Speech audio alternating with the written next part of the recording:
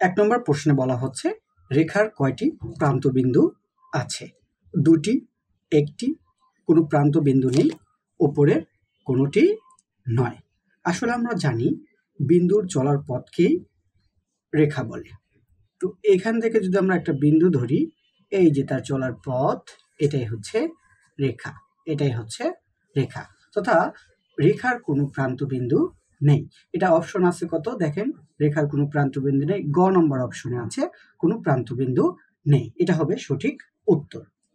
বিন্দু কত মাত্রিক? যার দৈর্ঘ্য, প্রস্থ, উচ্চতা নেই, শুধু অবস্থান আছে, তাই হচ্ছে বিন্দু। এটা হচ্ছে বিন্দু। অপশন আছে কি 0, 1, 2, 3। তাহলে বিন্দু হচ্ছে কত মাত্রিক? 0 মাত্রিক। বিন্দু হচ্ছে 0 মাত্রিক। 3 নম্বর প্রশ্নে বলা হচ্ছে তলের মাত্রা কতটি? ক 3টি, খ 4টি, গ 2টি, ঘ 5টি। আমরা যদি একটা আঁকি একটু আপনাদেরকে দেখাই। এটা হচ্ছে তল, এটা হচ্ছে প্রস্থ, এটা হচ্ছে দৈর্ঘ্য। তলের মাত্রা আছে দেখেন, এটা হচ্ছে প্রস্থ, এটা হচ্ছে দৈর্ঘ্য। তাহলে তলের মাত্রা কতটি পেলাম আমরা? একটি, দুটি। তাহলে তলের মাত্রা কতটি হবে? দুটি। তথা এই গ নম্বর হচ্ছে এটার অ্যান্সার হবে। 4 নম্বর প্রশ্নে বলা হচ্ছে যে দুটি মাত্রা দ্বারা তল সৃষ্টি হয় সেগুলো কি কি? আমরা উপরে প্রশ্নে দেখেন দেখে এসেছি যে তলের মাত্রা হচ্ছে দুটি, একটা হচ্ছে প্রস্থ আর একটা হচ্ছে দৈর্ঘ্য। তাহলে এখানেও সেটা আমরা খুঁজে বের করব যে দৈর্ঘ্য এবং প্রস্থ কোথায় আছে। গ নম্বর অপশনে দেখেন দিয়ে আছে দৈর্ঘ্য ও প্রস্থ। তথা 4 নম্বর প্রশ্নের উত্তর হবে গ, দৈর্ঘ্য ও প্রস্থ। 5 নম্বর প্রশ্নে বলা হচ্ছে দুটি সমান্তরাল রেখা কয়টি বিন্দুতে ছেদ করে? আসলে আমরা জানি সমান্তরাল রেখা হচ্ছে একই সমতলে অবস্থিত দুটি সরল রেখা একে অপরকে ছেদ না করলে তাকে সমান্তরাল রেখা আমরা বলতেছি। তাহলে আমরা একটাই যে সমান্তরাল রেখা আমরা নেই, এখানে বলছে দুটি সমান্তরাল, তাহলে আমরা দুটি এরকম সমান্তরাল রেখা নেই। এখন দেখেন যে এই একটা সমান্তরাল রেখা, এই একটা সমান্তরাল রেখা, এটা পাশাপাশি চলছে, পাশাপাশি চলছে, তবে কখনো এটা কি করবে না? ছেদ করবে না। কখনো এটা কি করবে না? ছেদ করবে না। তাই এই 5 নম্বর প্রশ্নের অ্যান্সার হবে ছেদ করে না। তথা দুটি সমান্তরাল রেখা কোনো বিন্দুতেই কি করে না? ছেদ করে না। 5 নম্বর প্রশ্নের অ্যান্সার হবে ঘ, ছেদ করে না। 6 নম্বর প্রশ্নে বলা হচ্ছে দুই লাইন একে অন্যের থেকে 2 মিটার সমান্তরালভাবে চলে যাচ্ছে, কত মিটার পর তারা মিলিত হবে? এখন দুইটা লাইন এরকম চলতেছে, আমরা উপরে এটার মতোই আমরা দিতে পারি, এরকম চলতেছে, দুইটা লাইন এরকম চলতেছে, এরা কখন গিয়ে এরা একত্রিত হবে? তারা ছেদ করবে। আর আসলে এরা কখনোই ছেদ করবে না। আমরা রেল লাইন দেখতে পারি, রেল লাইনের যে চেল আমরা যেটা বলি, এটা দেখেন পাশাপাশি চলছে, কিন্তু আমরা যত দূরই দেখি না কেন এটা কিন্তু কখনো কি হয় না? মিলিত হয় না। তো এই প্রশ্নের উত্তর হবে যে কখনো কি হবে না? মিলিত হবে না।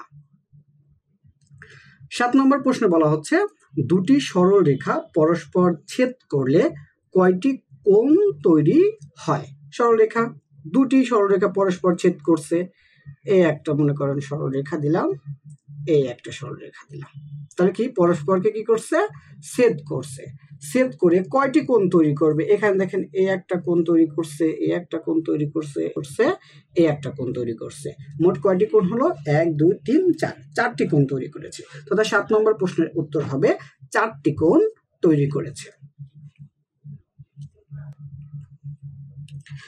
8 নম্বর প্রশ্নে বলা হচ্ছে এবি একটি সরল রেখা, কোনো একটি বহিস্থ বিন্দু ও হতে এবি রেখার ক্ষুদ্রতম দূরত্ব ওসি হলে কোণ ওসিবি কত ডিগ্রি হবে?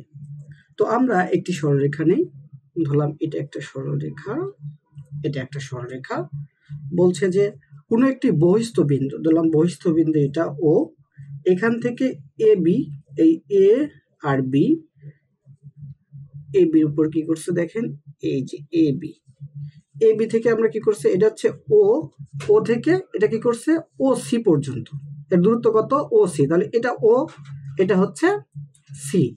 প্রশ্ন বলছে যে কোণ ও সি বি কত, তথা এই কোণটার মান কত, এই কোণটার মান কত।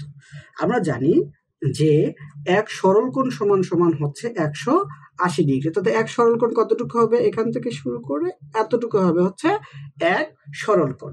তাহলে এক সরল কোণ সমান যদি 180 ডিগ্রি হয়, এটা কি হচ্ছে, অর্ধেক হচ্ছে। তাই এই অর্ধেক কত হবে, 180-র অর্ধেক কত হবে, 180-র অর্ধেক হবে 90 ডিগ্রি। তথা এই 8 নম্বর প্রশ্নের উত্তর হবে খ 90 ডিগ্রি। তাহলে উপরেটা যদি আমরা বুঝে থাকি, 9 নম্বরটা দেখেন একদম সহজ, বলছে সরল কোণের মান কত, তথা সরল কোণের মান কত ডিগ্রি।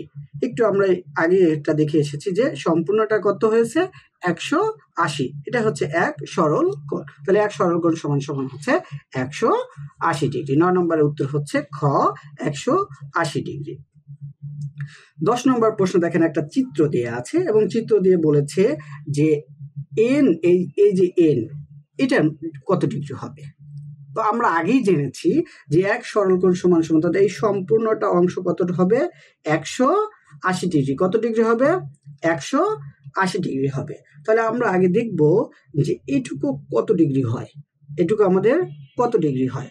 তাহলে 90 ডিগ্রি আর হচ্ছে 30 ডিগ্রি 120 ডিগ্রি, 120 ডিগ্রি আর হচ্ছে 45 ডিগ্রি কত হচ্ছে 165 ডিগ্রি। তাহলে সম্পূর্ণ আমাদের 180 ডিগ্রি, সেখান থেকে আমরা কি করব 165 ডিগ্রি আমরা কি করব বাদ দিয়ে দেব, কারণ আমরা জানি সম্পূর্ণটা হচ্ছে 180 ডিগ্রি আর এইটুকু হচ্ছে আমাদের 165 ডিগ্রি। তো এখান থেকে যদি আমরা বাদ দিই তাহলে থাকবে হচ্ছে 15 ডিগ্রি। তথা এই চিত্রে যে এন ডিগ্রি কত, এন এর যে মানটা চেয়েছে, এই এন এর মানটা হবে হচ্ছে 15 ডিগ্রি। তত 10 নম্বরের উত্তর হবে গ 15 ডিগ্রি।